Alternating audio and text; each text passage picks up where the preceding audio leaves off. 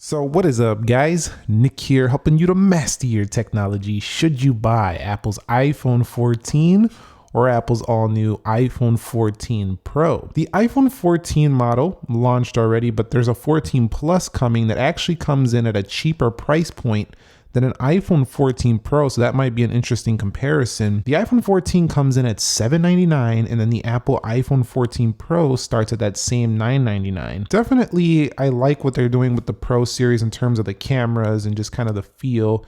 Very nice build. I also like the entry-level iPhone 14. It's still a lot like the 13, but let's not forget how good the 13 was and the 12. Those were great phones, so it's still a really good option. So I have the blue colorway here in the deep purple colorway here. You can get the iPhone 14 Pro also in space black in addition to silver and gold. You can also get this phone in a purple color. It has a product red color. In addition to that, they do have a midnight colorway and starlight, so pretty cool. When talking about the body and the build of this phone, which one should you get? Well, it comes down to, do you like the lighter feel of aluminum? This is also holds true for Apple Watches. The stainless steel material is just heavier than aluminum. Aluminum is a lighter metal, so definitely you'll want that if you want a lighter feel. In terms of button placement, they're actually in the same location. You can see at the bottom, they have a similar, actually the same amount of Torx screws or precision cut holes and Torx screws in the same location, lightning ports in the same location. On the back, the cameras are pretty similar, but looks like the Pro has a little bit thicker bulge there on the back.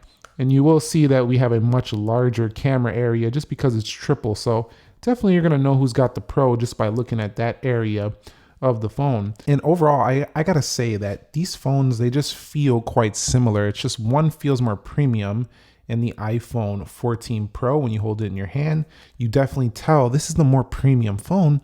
And the iPhone 14 just feels lighter and premium. I don't know how to describe it. That's the only way I could describe it. This is a light premium iPhone. It feels pretty good in the hand. Doesn't feel special. It feels like a lot of the iPhones that came before it. And this one right here just feels a little bit above, like a little bit more premium, a little bit more luxe than the iPhone 14. So that's how I would choose. Lightweight, more premium and heavy, same size. In terms of like how it feels, take them out and about on the town. They're a similar size, so it's going to feel quite similar there. One thing to note about both of these as well is that they're both eSIM only, so you're going to see no SIM card slots. Now, when talking about display, the iPhone 14 actually comes with a respectably bright display. We're talking 800 nits. So even though this is not 120 hertz, it still has the capabilities to get brighter than some of the competition out there. In addition, it's a relatively sharp panel as well. So when you are, reading technology articles or you're reading, whatever, your messages, whatever, everything is going to be tack sharp. It is 460 pixels per inch. So a very sharp, respectable panel. You do notice though, when you are using the iPhone 14 Pro, you really do notice ProMotion. Like it feels like a far smoother iPhone. And I think they need to bring ProMotion to the iPhone 15. The regular models, they need to start making this standard, because on like Samsung phones, for example, even on their lower end stuff, they do offer those higher refresh rates.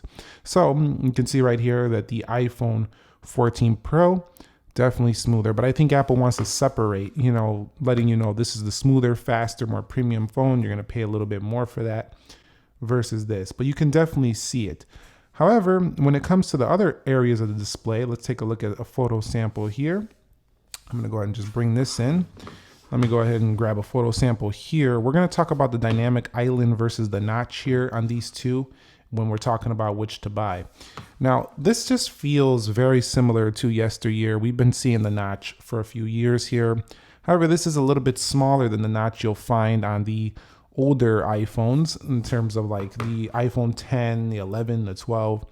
Right here, you have the dynamic island. Now, the dynamic island to me, like I've said before, a little bit distracting because, it's in the middle and you could see some screen behind it. It doesn't kind of flow out of the display.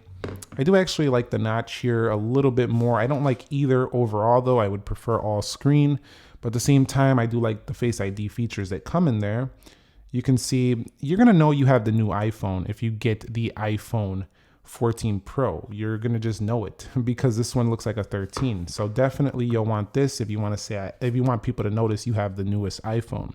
Now, keep in mind though that the iPhone 14 Pro, while there is an impressive brightness level on the iPhone 14, this one's capable of a higher brightness level. 1000 nits usable, which means is what you're going to see most of the time if you crank it up. 1600 nits HDR when doing HDR content or watching that HDR video, it can crank up even higher.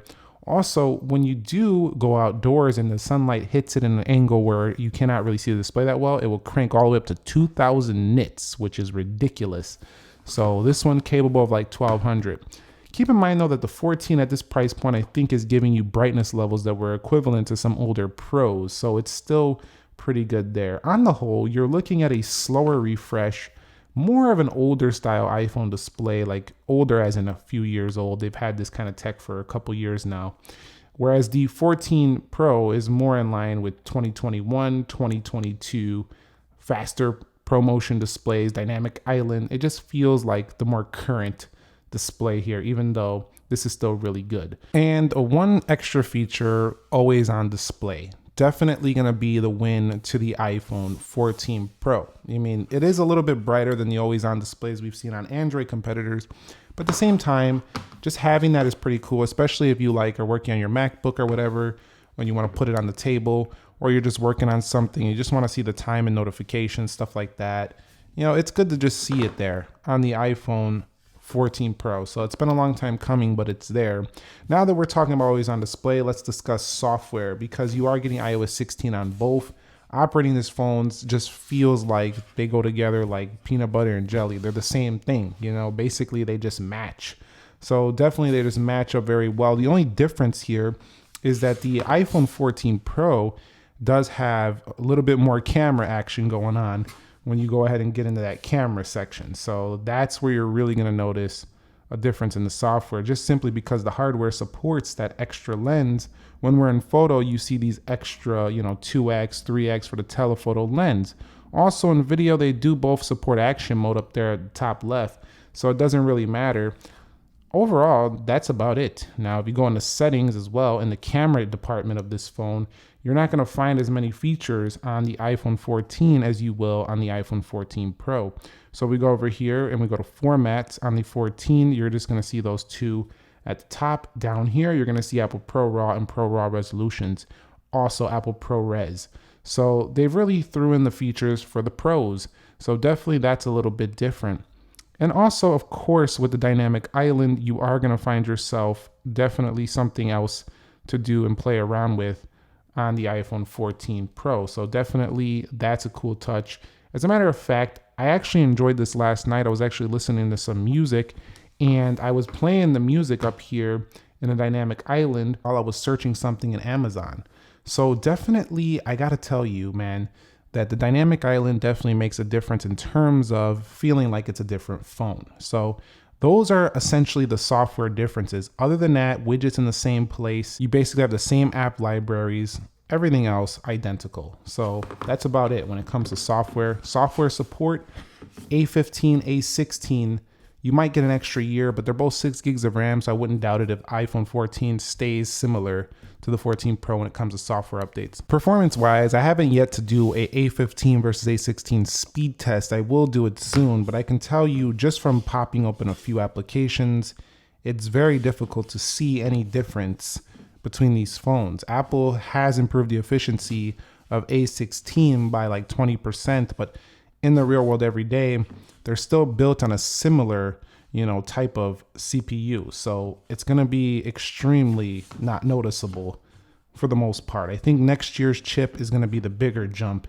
in that department. So when you're picking between these, it's not really the A15 and A16 where you're going to notice your difference. It's really the ProMotion, just like last year with the 13 and the 13 Pro series. It was all down to the 120 hertz, and it's the same once again. That's where you're going to see your performance difference. You will, of course, get better benchmarks, but there's not like there's 8 gigs of RAM. There's 6 gigabytes of RAM on both, which is pretty cool. Other than that, I'm telling you, the average person will never see a difference in the performance between these two phones. So storage is a big deal if you use a lot of photos or if you've had stored up photos forever on your iPhone and video. You do get 1 TB option for the iPhone 14 Pro. So if you are looking for that, you have it here. Now, the iPhone 14 does come in up to 12 gigs, but then the price gets quite up there for the iPhone 14. So you do have that storage option. But if you need more space, you need that 1 TB, you're pushing near 500 gigs and you don't want to like delete everything, you'll definitely want to consider the iPhone 14 Pro. So it does have a leg up there in terms of the storage, but that storage can be needed due to this 4K, this ProRes stuff. It eats up the storage quickly if you're going to be storing that stuff on your phone. So that's why there's a 1 TB option available for the 14 Pro. And we don't see that yet on the 14, but we might see a 2 TB option in the future for the Pros and maybe a 1 TB coming to the iPhone, the standard line. I think so in the future. Let's take it on to battery life here. Now, both of them do support pretty good long battery life, so that's pretty good. Now, the 14 is actually rated at a little bit lower video playback of 20 hours versus 23 hours for the iPhone 14 Pro, but has longer audio playback than the 14 Pro. So both of them do fast charge 50% in 30 minutes, which is pretty decent. Nowhere near what OnePlus does, but definitely we could see some faster charging in the future. Overall, though, I would say that the average person is going to be able to easily get through the day when it comes to battery life on these two phones. However, some have been complaining about the iPhone 14 Pro's battery life due to the increased brightness on this phone. So that's definitely something to keep in mind. If you are looking for, maybe a little bit better battery life, the 14 actually has a larger battery, so it might do better for you day to day. For me, I find them both to make it through a day. I haven't done actual, screen on hour times comparatively in a comparison video just yet. I want to save that for the future, but I'm just seeing that both of them get me through a day. They don't overly impress me though, like an iPhone 14 Pro Max does or a 13 Pro Max. These phones are your standard day-long iPhones with medium to somewhat heavy use, but they're not going to be, those phones are going to just keep going and going and going. They need a nightly charge, just like most other iPhones. I wouldn't really pick on the basis of this only. They both have similar size capacities and batteries. Now, when it comes to the cameras, it's not technically fair to compare the 14 to the iPhone 14 Pro because it literally doesn't have that extra camera lens for the telephoto. However, their main lenses do produce very similar results. But again, you get macro mode here on the iPhone 14 Pro. You don't get that on the 14. I mean, it's night and day. It's just the better pick to go with the iPhone 14 Pro if you want the better overall camera setup. You also get cinematic video 4K on both of them in the front. That's pretty cool. They both have that improved front-facing camera with really good low light. I do like that they brought that to the 14. But if you want the better video, you want the better photo, all that stuff, you're definitely going to want the iPhone 14 Pro. It is the move over there. It also has those ProRes and RAW support and all that stuff we talked about. So it's definitely got improvements over the iPhone 14, but I still think the 14 is enough to do a YouTube channel, to do Instagram, TikTok, Facebook video, whatever you're doing social media wise. It's still enough. The iPhone 14, it's really a strong camera system still. It's just you're missing out if you like macro photography, you like zooming in like on the iPhone 14 Pro, you like to actually edit things down to the precise details with the raw photos, then you're going to want the 14 Pro. It just feels more like a professional camera in the pocket versus this one feels like a really good smartphone camera. A couple other things, the iPhone 14 does have Face ID, so does the iPhone 14 Pro, but on the 14 Pro, it comes out of the dynamic island, so it looks a little bit cooler sometimes. It'll show like this big circle in the middle at certain points when you're using this phone, so it's definitely a little bit cooler looking on the iPhone 14 Pro, but it definitely does the same thing. Both have, these improved Qualcomm modems, so they have great 5G performance on board, actually better than the iPhone 13 series, faster in most cases. But I want to wrap it up here. Call quality solid as well on both. Audio is fine. The final conclusion here is that the 14 is basically a slightly, just subtly improved iPhone 13, and I mean very slight. Whereas the 14 Pro is a slightly better, slightly improved iPhone 13 Pro, if that makes sense. So they're both slight improvements over the Pros and the regulars of last year. But the 14 Pro is giving you a slight more than the slight upgrades from the iPhone 14 from the 13. So you just get a little bit more over last year's model than you do with this one, where this one almost feels identical to last year's model. The 14 Pro distinguishes itself with Dynamic Island, lets everybody know it's the latest and greatest iPhone. And it's definitely much more impressive with the camera system, the faster refresh, the colors, maybe a little bit more premium looking overall. But if you're looking for the better value iPhone, it's probably still the iPhone 14. I think of the Apple Watch SE. I feel like the 14 is like the SE of the iPhones. Definitely, like, I know there's an iPhone SE, but this just feels more like that style of phone. But if you're looking for the better value, the iPhone 14 Plus is going to be cheaper than this Pro. And you're getting a bigger display and a lot of similarities to this 14. Again, that won't have always on display, but does that matter to you? We really have to break it down. You know already, if you want the premium phone, it's going to be the 14 Pro.